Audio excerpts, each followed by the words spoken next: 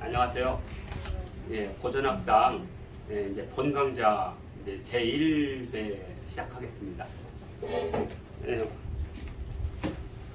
이 교재는 이렇게 궁궐 제도로 나와 있고, 대면 교육을 하신 분은 바로 드리고, 비대면으로 들으신 분은 제가 이메일을 저희 전용 밴드에다가 올려놔서 주소를 알려달라 그러면 운송해드리겠다 이렇게 돼서 집에서 이제 비대면으로 이렇게 같이 보시면 이렇게 되겠습니다. 그래서 이번 학기는 이게 이제 4권이 나오겠죠. 4권. 궁궐, 그다음에 학제, 종묘, 종법제도 4권으로 구성이 되어 있고요. 그리고 이 삼례도란 자체가 무지 어려운 책이라고 말씀드렸죠. 이게 신정 삼례도가 이렇게 생긴 책이기 때문에, 그리고 여기에는 중요한 것만 뽑아놨기 때문에 굳이 이것은 할 필요가 없다. 그래서 이걸 바탕으로 해서 신정 삼례도를 가장 연구를 많이 한 전현이라는 아주 유명한 예학 전문가세요.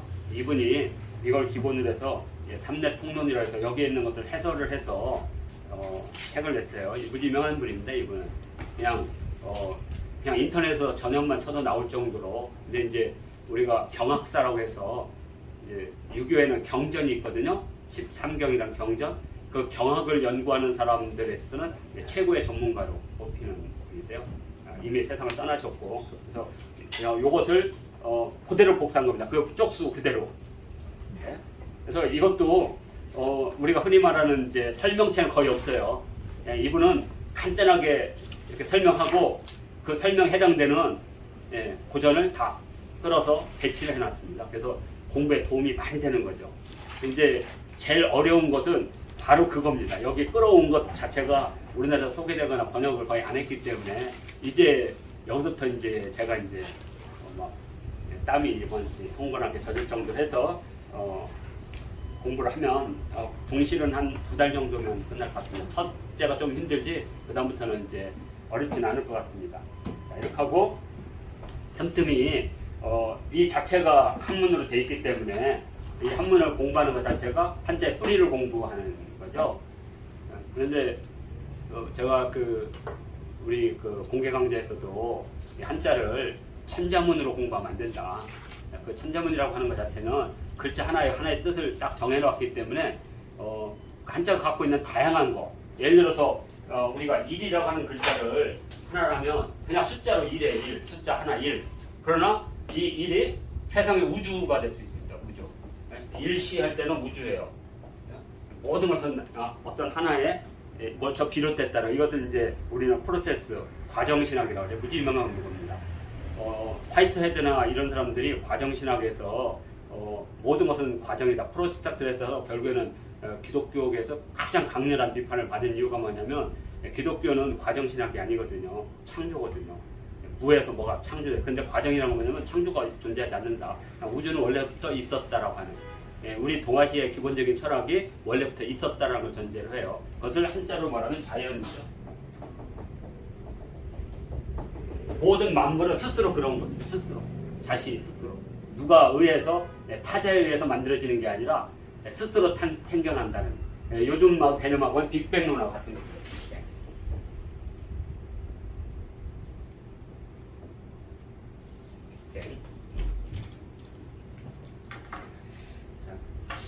그래서 이 일이라는 글자만 해도 이렇게 다양한 뜻이 있습니다. 그래서 천자라문이라고 하는 개념에서 좀 벗어나면 큰 문제는 없을 듯 합니다. 그래서 이제 오늘 첫 시간이 이제 원리 한자를 하나를 뽑아보겠습니다. 한자는 이렇게 공부해야 된다고 알려드리기 위해서요. 먼저 이제 우리가 흔히 말하는 이제 우물정자. 그러니까 이제 우물정자의 원 글자인데, 이 우물정자가 왜 이렇게 됐냐 이거죠. 이 작대기가 뭔 말을 하는 거냐 이거죠.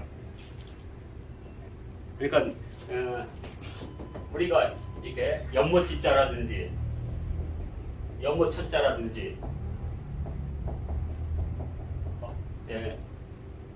그 샘원자, 근원할 때, 근데 지금 이제 우리가 이걸 붙였죠. 세 개를.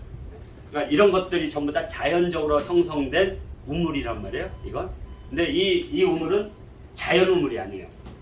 인류가 최초로 만든 인공 우물입니다. 인공 우물. 그러니까 우리가 우물장 하면 그런 관념을 가져야 돼요. 인공 시설물이다.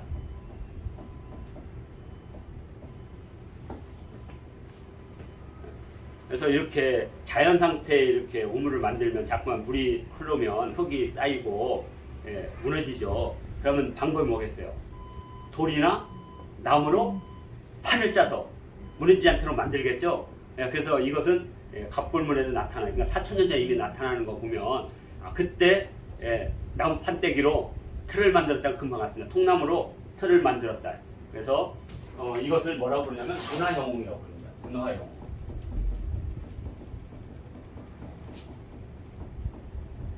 문화영웅은 뭐냐면 고대 문물을 창조한 사람이 어떤 사회의 우두머리가 된다는 문화영웅 신화를 합니다. 동아시아는 이게 되게 많거든요. 우리 단군 할아버지도 대표적으로 문화영웅입니다. 단군 할아버지의 신화 중에 성조신은 집 짓는 기술을 가르쳤다. 그래서 나중에 집에 가택신이 됐죠. 성주신이라고. 그 다음에 고시신은 불을 밝히는. 그래서 부소씨 아들은 부소는 부싯돌로 이렇게 불을 밝히면서 부소가 되고, 그 다음에 농산일을 갖춘 사람은 고시씨, 그래서 고수레 한다고 하는 이런 것들이 다 문화영웅이고, 그의 부인 비서가 신모는 누에 치는 법을 가르쳤다. 누에의 어머니. 근데 중국에서는 이제 황제의 부인 누조가 누에. 그냥 우리 조선시대는 단군 할아버지의 부인인 비서갑을 모신 게 아니라 황제의 부인인 누조를 모셨죠. 사대주의에 찌들었으니까. 이렇게. 그래서 그 누조신을 이렇게 모신 데가 선장단.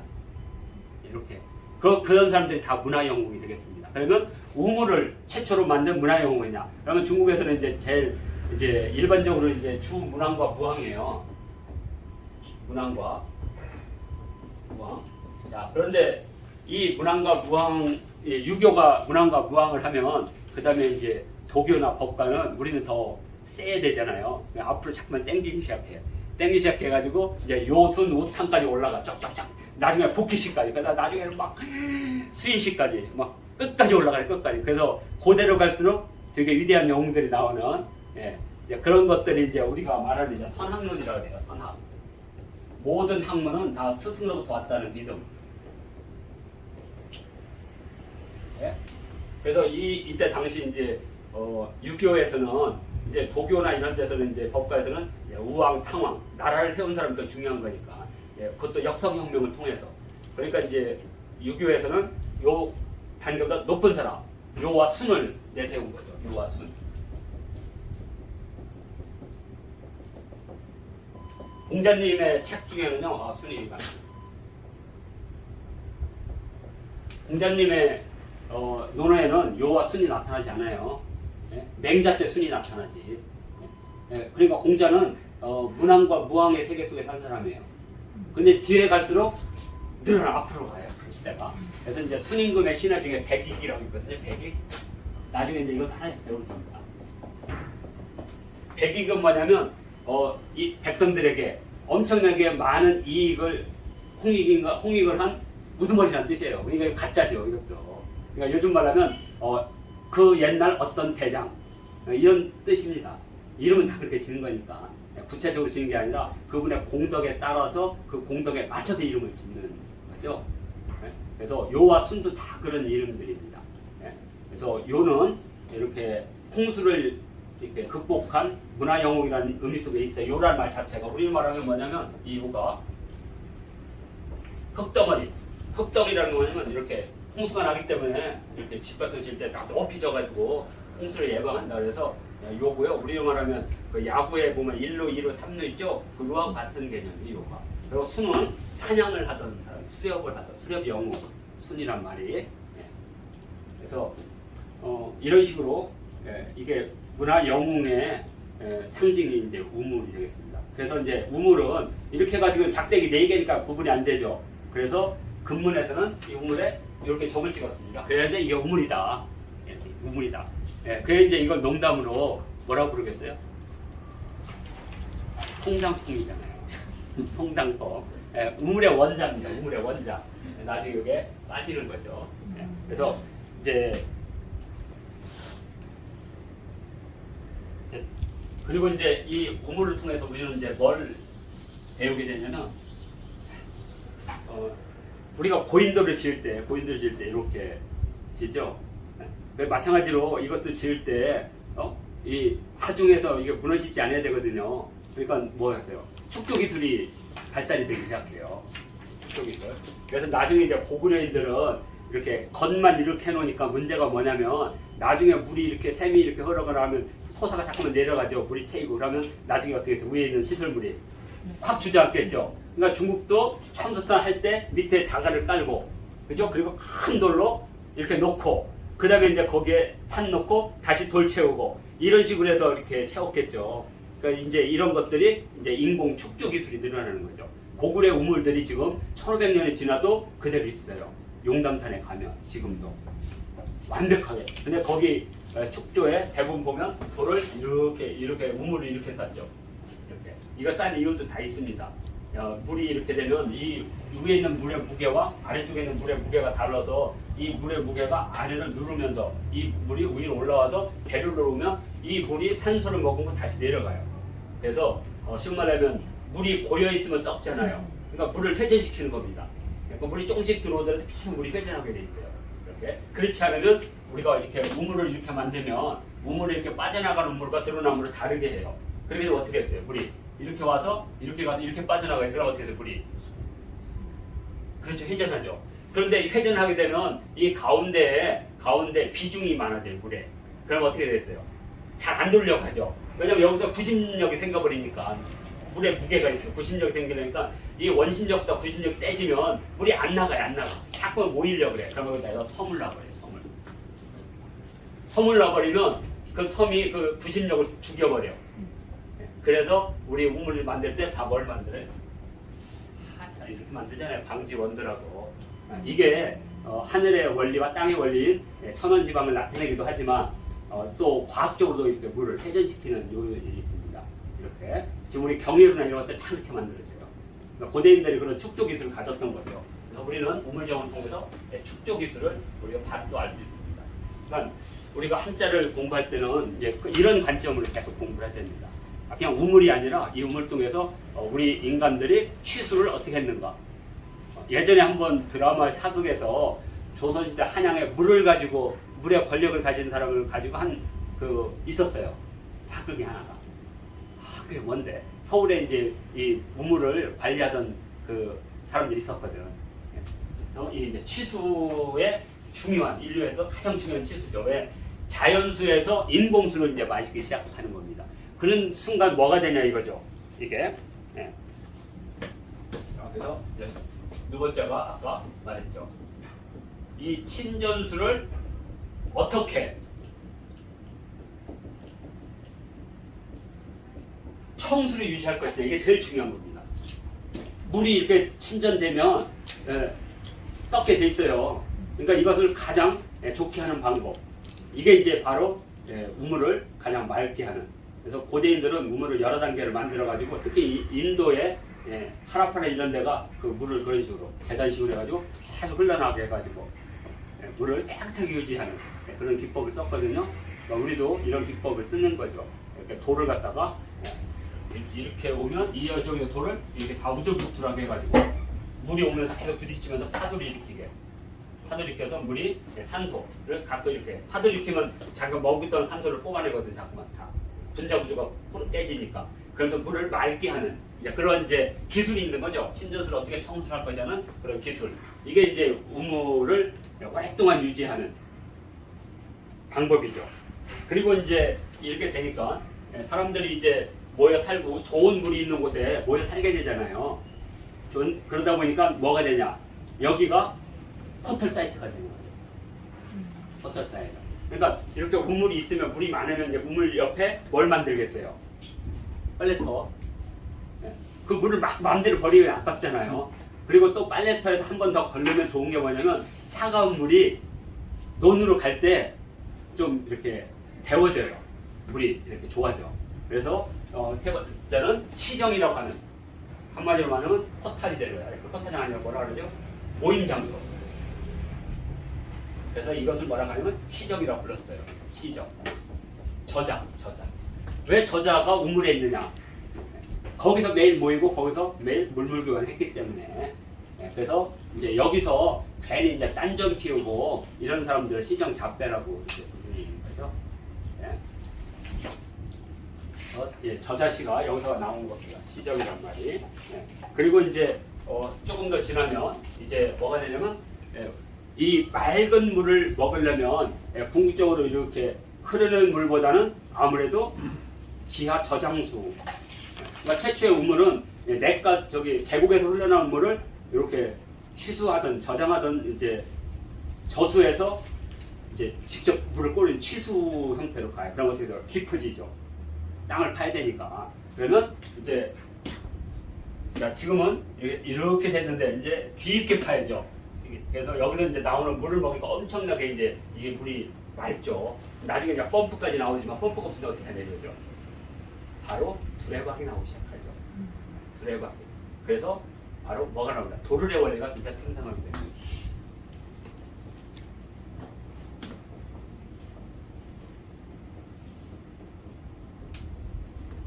이 고구려 고분벽화에 보면 실제 우물에 그 물을 팔 때 이렇게 직접 위에다 도르래를 한 우물도 있지만 이렇게 우물이 있으면 이렇게 긴 나무막대 해가지고 이렇게 해가지고 물을 퍼올리는 그런 이렇게 그게 안압 상부분에 있습니다. 그러니까 물폭이 좋죠. 그러면 이제 이게 다음 단계 가면 이제 논에 물을 퍼올 때 낮은 하천에서 높은 논으로 천수답이라고 하는데 그쪽으로 물을 올릴 때 이 도르래 원리를 쓰죠. 지렛대 원리를. 시골에서 많이 있어요. 시골에서 이렇게 저수지에 있는 걸 이렇게 누르면 이렇게 눌러가지고 이렇게 돌리면 그 물통이 이렇게 가서 탁 하면 엎어지고 다시 이렇게 와서 이렇게 접고 기억. 그렇지 않으면 이제 제일 이제 무식한 방법은 이제 어른들이 바가지 이렇게 두레박 해가지고 이렇게 늘어서서 탁 해가지고 이렇게 던지고 아마 시골에서 나오는 거 이런 것들이 이런 원리가 여기에 나온다는 거죠. 자, 이제 그리고 이제 이거로 끝나지 않아요. 이게 이제 문화 현상을 말씀드리는 거예요. 우물에. 그러면 이제 마지막 문화 현상은 뭐냐? 사람들이 알았죠. 농사를 짓기 위해서는 논의 가운데다가 거대한 저수지를 만들면 되겠다. 그리고 그 물로 이렇게 항상 퍼간다. 그래서 둔벙이 생기겠죠. 그리고 그 둔벙은 공동관리하면서 그 공동관리하는 그 둔벙에게 뭘 주겠어요? 세금을 바치겠죠. 이제 그 둔벙을 관리하는 사람들이 이른바 신전의 사제들이죠. 또는 나중에 국가가 되는 거죠. 그래서 전체 세금의 9분의 1을 세금을 내게 되죠. 그게 바로 정전법입니다.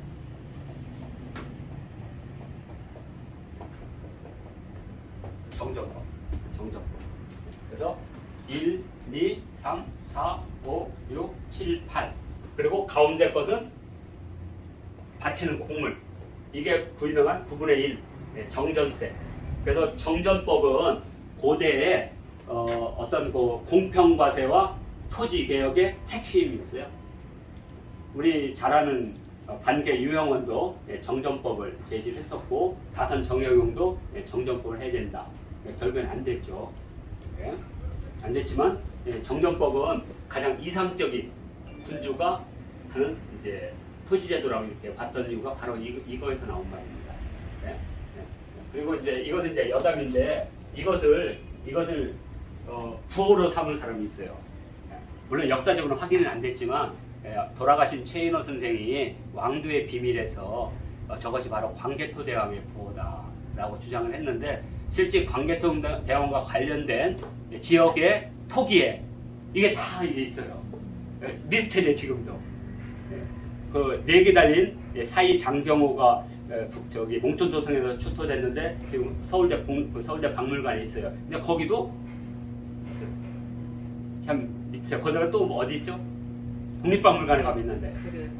그렇죠. 호초의 호. 청동으로 만든 호에도 이렇게 돼 있습니다. 실제. 그러니까 의미가 있습니다. 자, 그래서 우리가 이제 하다 보면 이런 한자들이 많이 나오게 될 겁니다. 그러면 이제 이런 식으로 해서 한자를 한번 확 이렇게 살펴보도록 하겠습니다. 그리고 이제 여기서 이제 좀 더 발전하면 이거에 관련된 글자들, 이제 파생된 글자들이 있습니다. 그러면 이 글자가 왜 이렇게 파생됐는가? 그러니까 이제 우리가 어떤 글자를 보면 도대체 이해가 되지 않는 글자들이 만들어져요. 그건 우리가 이해를 못하는 거죠. 그때 글자를 만든 사람은 그러한 글자들이 무엇인가를 표현하는 거잖아요. 그럼 그 사람들의 사고방식을 표현한 거예요, 그게. 예를 들어서 우리가 이제 얼굴을 일단 모습, 얼굴. 그러면 얼굴을 어떻게 표시할 거예요, 얼굴을? 왜냐면 얼굴이라는 게 이런 거잖아요. 눈을 표시하잖아요. 눈목자를 표시하든가, 귀자도 표시하죠. 입구자도 표시하잖아요. 이걸 다 포함한 게 모습이잖아요. 모습을 어떻게 표현하겠어요? 그러면 우리는 딱 생각이 딱 날 거예요. 거울 보면 되잖아요. 거울 보면 되잖아요. 근데 거울을 봐가지고는 거울 경자가 너무 복잡해. 거울 경자도 얼굴이 생각이 안 날 것 같아요. 그래서 생각한 게 물에다 이렇게 얼굴을 비치면. 자, 그럼 됐죠? 그러면 이제 얼굴 됐죠, 이게. 자, 소재는 됐어, 소재. 근데 이제 얼굴에 무엇을 강조할 거냐 이거죠. 눈을 여기다 눈 한자를 쓸지 눈목자를 쓸다가 여기에는 역시 그래도 사람이라면 이렇게 수염이 쫙난 이분을 여기다가 놓으면 된다. 그래서 여기다 털옥삼을 쌓아. 수염이라는 뜻이거든요. 그리고 그러다 보니까 나중에 이게 없어진 거예요. 이게 이렇게. 그래서 모양 형자가 만들어지는 겁니다. 이게 우물정자예요. 이게 나중에 없어지기도 해요. 그럼 이제 또 하나는 이거죠. 사람을 가두는 거. 사람을 가둘 때 신체적 구속을 하는 게 있고 또 하나는 소리를 지르고 막 윽박 지르는 게 있어요. 그걸 형벌이라고 해요. 그러니까 벌은 이런 X 같은 다음에 하는 거 그게 벌이거든요. 자, 그래서 벌이라는 게 이제 이렇게 해가지고 이건데 요건 그물이고 요건 말이고 요건 칼이거든. 막 위협하는 거. 이런 새끼 너 나면 묵고 똑같잖아. 방에다 가두놓고 하잖아. 애들 말 안 들면. 자, 그런데 이제 신체를 가두는 거 뭐냐 이거죠. 신체를 가두는 것은 두덩이를 파가지고 다 가둬버리거든요. 예전에. 그래서 형벌을 할 때 이렇게 여기다가 이렇게 썼습니다. 진짜 갑벌만 이렇게 써 있어요. 근데 나중에 여기가 없어진 거예요. 이게 형벌. 이렇게 형벌. 자, 그래서 이제 우리가 가장 많이 쓰는 것 중에서는 이제 얼굴을 보여주는 얼굴형에다가 모습형에다가 우리 형용사 할 때 다 이거 쓰잖아요. 그 다음에 형벌할 때 이게 만들어지고요. 또 하나 이제 제가 한 이런 글자들이 만들어진 파생어 중에 하나가 이제 물고기 짐승을 잡기 위해서 파놓은 거. 짐승을 잡기 위해서 파놓은 거. 함정이죠, 함정. 그래서 함정은 어떤 거냐면 제일 좋은 방법은 이게 이제 함정이거든요. 이 함정은 뭐냐면 동물들이 잘 다니는 길목, 이게 언덕이 있거든요. 이렇게 언덕. 이 언덕에다가 구덩이를 파는 거 이렇게 그래서 꼬챙이를 이렇게 꽂아놓은 거. 그러면 가다가 이렇게 뚝 떨어지는 모습이에요. 빠질 함자. 요게 사람이지만 동물 모양도 되거든요. 요게 나중에 글자들이 많이 나올 겁니다. 그럼 이것은 뭐냐면 이 언덕에 이거 이제 언덕 붙잡니다. 언덕에 어떤 그 끝에 동물들이 딱 달려가다가 뛰어나야 되는데 안 뛰어넘으니까 풀로 싹 가렸죠. 푹 빠져서 죽는 빠라지를 함이고요. 정이라는 것은 말 그대로 이건 이제 구멍이고요. 그래서 이렇게 질펀하게 이렇게 해서 물을 이것이 담그는 혹시 함정에 물을 담는 이유는 뭘까요? 꼬챙이를 잡는다는 것은 그냥 잡는다는 거예요. 그냥. 그런데 희생을 하기 위해서 그 제사를 지내기 위한 동물들은 상처가 나면 안 돼요. 상처가. 그러니까 꼬챙이를 두면 안 돼. 그러면 이 평으로 된 거죠. 이렇게 되면 짐승들이 어떻게 했어요? 튀어나가요. 요만치 해놓으면 이게 못 나가. 이 물의 장력 때문에. 뛰지를 못해가지고. 그래서 요만치. 그래서 우물정자 쓴 거예요. 함정이란 말이에요. 그러니까 요 함자는 되게 무서운 거야. 꼬챙이 막 익어가지고 확 찔러 죽는 거. 그냥 여기는 그냥 오로지 고기를 잡아먹기 위해서. 그리고 저 함정할 때 저 정자는 물고기 산 짐승을 잡기 위해서 쓰는 함정. 할 때 이 정자도 우물정자가 있죠. 그러니까 지금 자, 일단 모습형자에 한번 봤고, 그다음에 형벌형자에서 봤고, 함정에 한번 봤죠. 하나 더 있습니다. 마지막으로 이것은 되게 발전된 형태인데요. 아까 여기 마지막에 여기가 정전법이라고 했죠. 그러니까 정전법에 의해서 용사를 지어야 되겠죠. 그래서 밭간다는 것에 이 글자가 들어오기 시작해요. 네 번째로 바로 밭갈기. 이건 이제 보습이라는 뜻이고 이것도 나중에 배울 겁니다. 쟁기나 보습할 때 이거 다 쓰는 거거든요.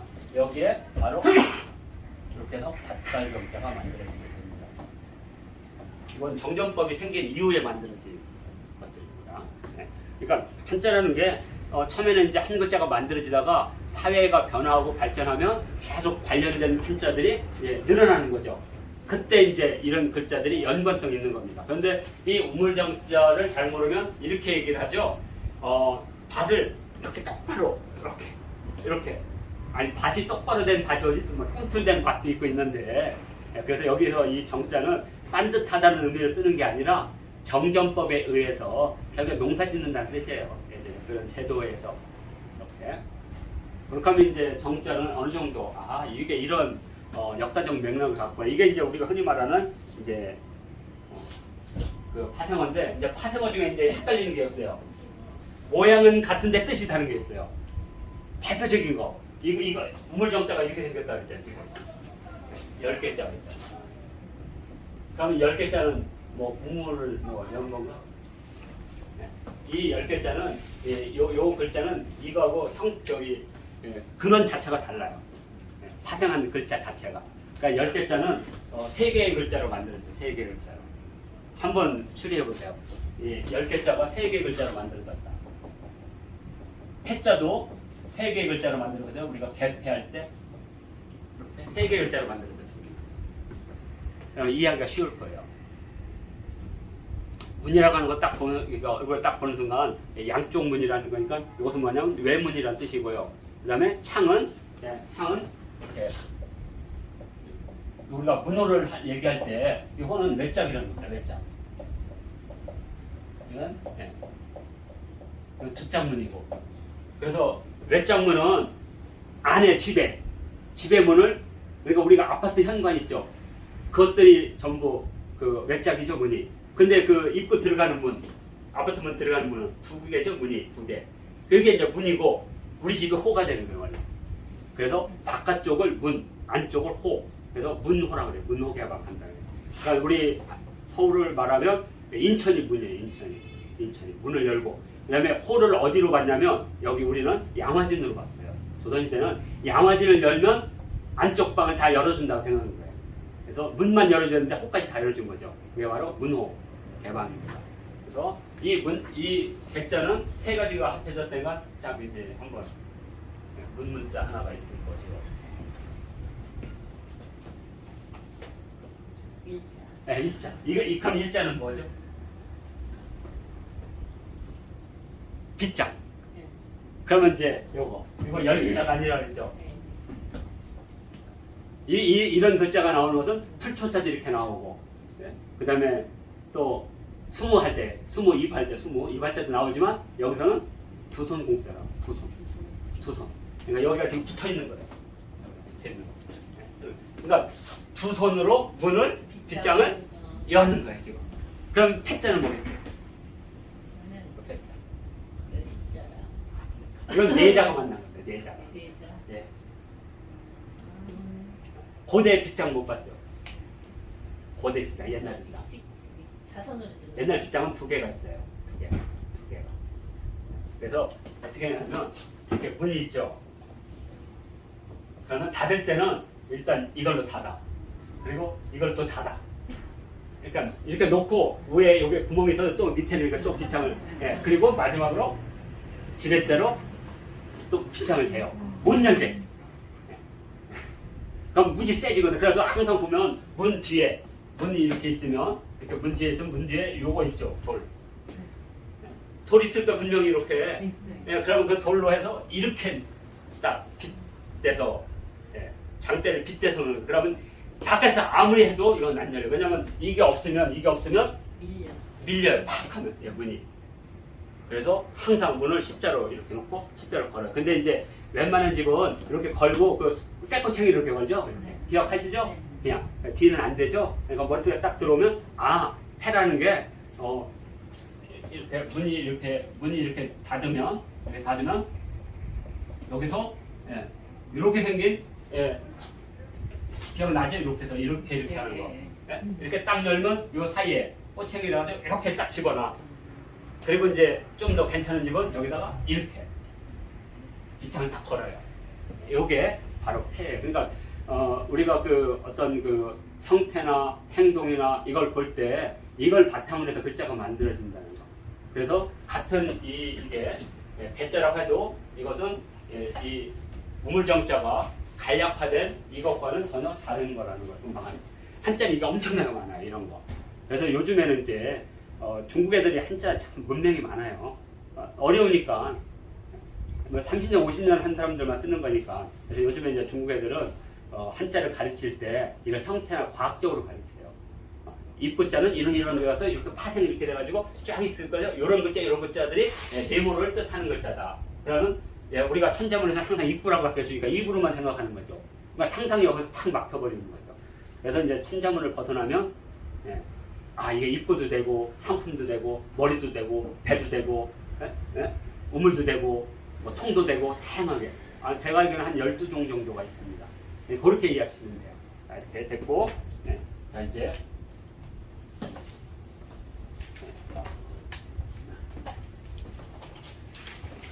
이게 이제 잘 보여야 될 텐데.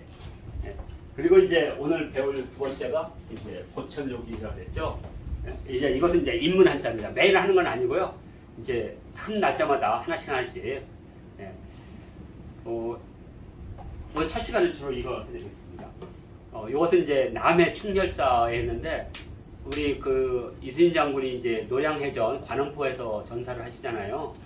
그래서 이제 시신을 이제 전장 중이라 옮길 수가 없으니까 거기 임시 그 빈소를 마련하고 얼음을 채워서 거기서 보관해서 한 60일 정도를 그러다가 이제 고금도로 옮기게 되거든요. 고금도는 아마 우리 미리학교에서 답사를 한 적이 있어요. 완도 고금도에. 지금은 이제 고금도에서 저기 강진으로 이렇게 다리가 연륙구가 있어서 쉽게 올 수 있는데 예전에 참 가기 힘들었던 곳이거든요. 그래서 거기 그 지역에 이제 전쟁이 끝난 후에 그 선비들이 이순신 장군의 사당을 세우게 돼요. 처음으로. 그 사당 이름이 충렬사예요. 그래서 예전에 충렬사에 현판에 보천요기라는 현판이 있었는데 이제 나중에 이제 전란이고 해서 없어졌어요. 나중에 이제 그 충렬사를 다시 이제 이렇게 중건하면서 복원하면서 우리 항상 그 저기 글씨 내려주는 분 있죠. 우리나라 대통령 가운데 제일 많이 하시는 분. 박정희 대통령이 거기다 현판으로 보천요기라는 현판을 내준 거죠. 그러니까 그 현판은 예전부터 있었던 현판이에요. 원래. 그래서 원래는 이제 이게 그냥 나온 게 아니고 선조실록에도 나오는 이야기예요. 왜냐면 진린이 나중에 이순신의 공을 그러니까 선조는 이순신의 공을 계속 높이고 싶지 않은 거예요. 그러니까 진린이 편지를 썼어요. 선조한테 자기네 명나라 가기 전에. 그러면서 이순신의 공은 그러니까 이순신은 얼마나 했냐. 이 사람은 경천위지의 인재다. 경천위지라는 것은 하늘과 땅이 내린 하늘과 땅에서 최고. 경은 이제 지금 말하면 이렇게 있으면 그래서 이게 경이거든요. 이게 위고. 그래서 경은 나를 결정하는 거기 때문에 태양을 결정해요. 그리고 이것은 달을 결정하는 거죠. 그래서 위라고 해요. 위. 그래서 이게 제일 중요한 거거든요. 경.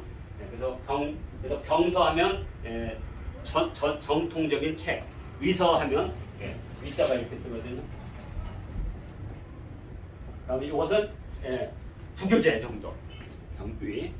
그래서 우리가 경위를 할 때 많이 씁니다. 경위.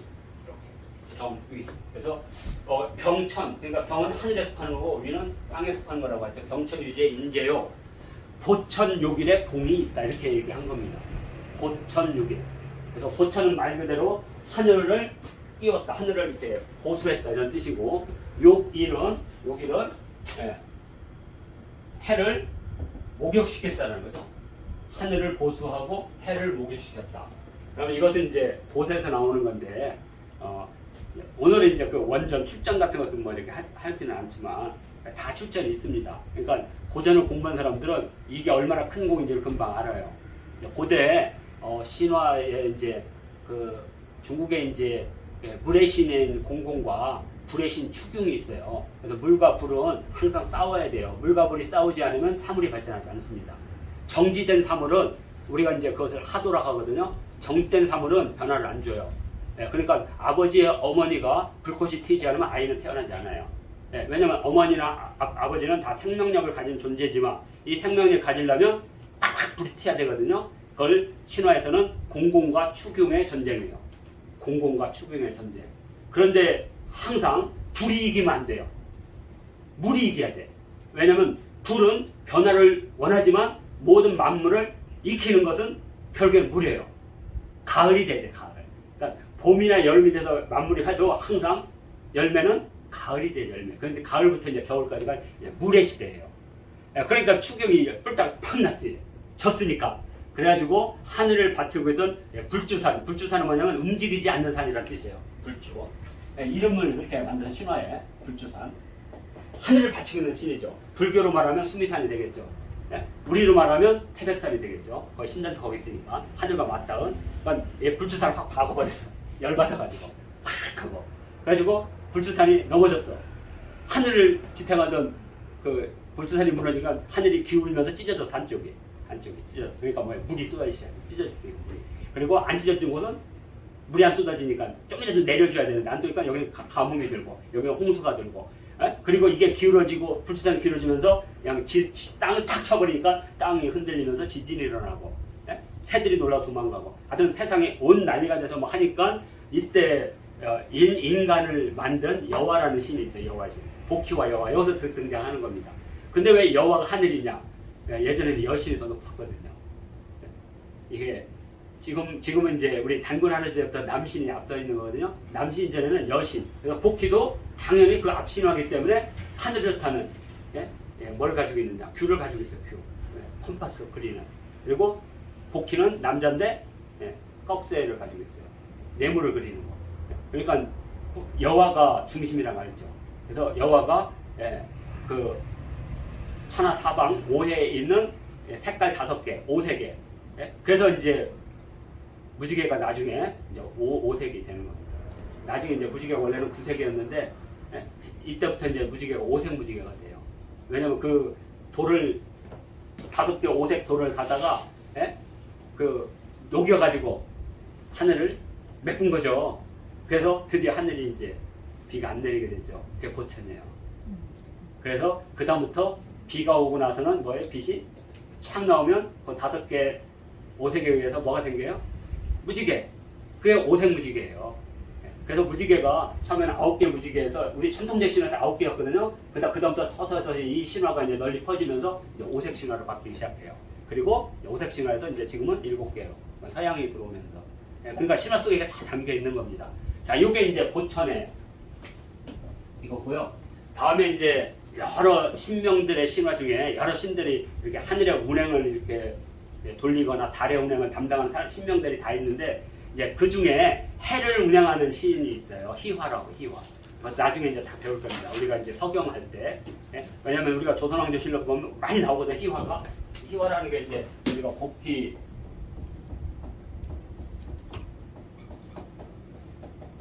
희라는 말 속에 이미 빛이라는 뜻을 갖고 있어요. 빛. 그리고 화는 조화를 이루다. 이 희화가 있는데 이 희화는 아들이 10명이에요. 아들이 10명. 근데 해를 관장하기 때문에 아들이 뭐겠어요? 해, 10개 해. 나중에 이제 우리 예라는 사람의 그 나오죠? 이제 지금 얘기하는 이제 신주라든지 항아라든지 이런 것들은 다 그 후에 만들어진 신화들이에요. 아직은 이제 이 신화의 원신화가 되는 거죠. 그 희화에게는 10명의 태양이 있는데, 아들이 있는데, 이름 식구들이 날뛴단 말이에요. 그래서 날뛰면 안 되잖아요. 그래서 얘들을 어디냐면, 동쪽에 어마어마한 바다, 동해 깊은 바다에 부상이라는 정말 9천장이 되는, 9천장이면 3 곱하기 9천 하면 되면 3m 곱하기 9천.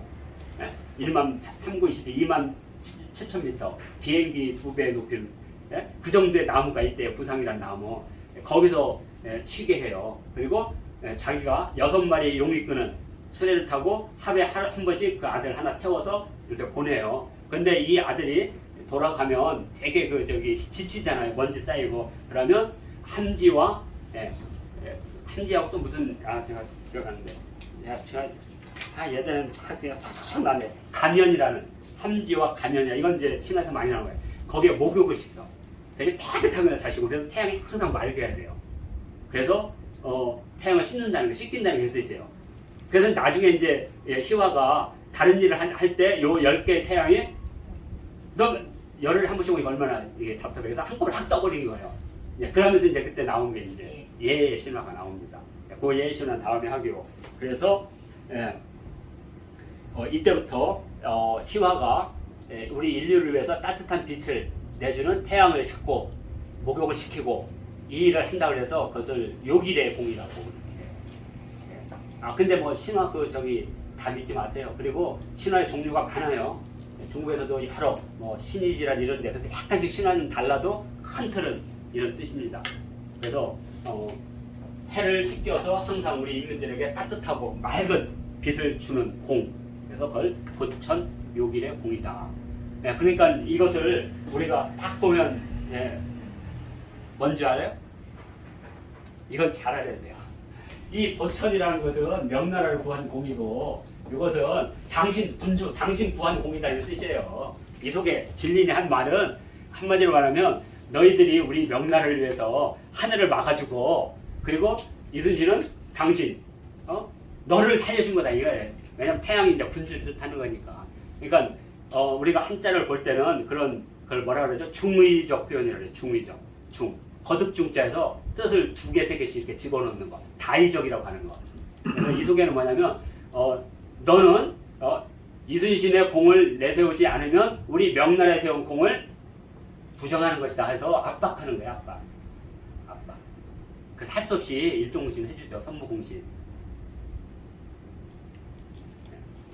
자, 이렇게 해서 이런 것들이 이제 근데 뭐 제가 이제 남해 보천요기 이렇게 보면 이렇게 고전학을 한 사람은 알아 이게. 근데 그 남해 그걸 몰라. 남해는 그 보천요기를 보는데 이걸 몰라 또. 그러니까 이걸 연결해 줘야 돼요. 알 것 같은데 실제 설명에 제대로 안 돼 있어요. 그래서 우리가 인문학이라고 하는 것들은 이런 걸 연결해 주는 거죠. 그 현장 속에 있는 거. 궁궐의 각석이나 이런 것들은 또 현판이나 주변에 있는 것들은 그 고사성에서 나온 거니까. 그러니까 절에 가서 우리가 그 주련 같은 거 보잖아요. 그러면 그건 거의 이제 불교 경전이 나오는 거니까 그건 조금만 공부하면 되는 거니까요. 그리고 뭐 그거 어렵지 않습니다. 예전에는 되게 어려웠죠 공부하기가. 근데 지금은 이렇게 두꺼운 주련 사전이 있어요. 이렇게 두꺼운 주련 사전이. 그래가지고 중국의 모든 주련을 다 모아놨어요. 유명한 주련은. 그러니까 우리가 공부하기 편하죠. 그걸 언제 찾아요? 근데 지금은 다 찾을 수가 있습니다. 그걸 공부서라고 그래요. 공구서. 그 공구서의 아버지는 누구냐? 베이컨입니다. 베이컨이 쓴 책이 신도구거든요. 왜냐하면 그 전에 도구는 하나님이 만든 거지만 이제 우리는 자연을 우리가 정복해서 우리가 이제 도구를 만든다. 그래서 책 제목이 신도구, 새로운 도구. 프랑스어로는 제가 지금 기억이 안 나서 못합니다. 프랑스어 같은 거 어려워서 기억이 안 나. 레콩키스타라든지 아니면 아방가르드 정도만 기억하지 앙시앵레즘 이런 거. 그래서 그 공구서가 근대 무지 중요한 학문의 성과들입니다. 이것을 다른 말로는 백과사전입니다. 그래서 그때 당시 이 디드로라는 사람이 그 당대 최고의 학자들한테 편지를 다 쓰죠. 당신이 가진 모든 지식을 나한테 주면 내가 그걸 책으로 엮어서 사람들이 주겠다 했더니 그때 모든 사람들이 돈도 안 받고 전부 다 지식을 다 줬다는 거죠. 그래서 만든 게 세계 최초의 백과사전인데 사실은 우리나라의 이수방의 지복유설이 더 빠르다는 거지. 우리는 그걸 잘 모르죠. 지복유설이라든지 성호사설이라든지 이런 것들이 훨씬 더 앞서 있는 백과사전이거든요. 그리고 뭐 우리나라에서는 뭐 청장관저서도 유명하고 그 다음에 또 어디야 오주연문 장전상구도 뭐 꽤 유명한 백과사전이니까.